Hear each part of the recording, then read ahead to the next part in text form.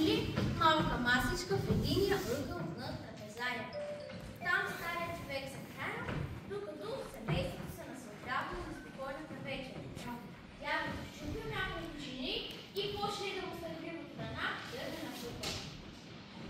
От сега нататък ще ядеш от тази дървена купа.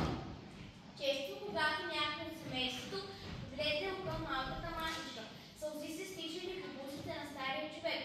Малкото 4-годишно дете наблюдава всичко това, без да каже нито дума. Един ден преди вечеря, детето си играе в дървени парченца. Какво правиш?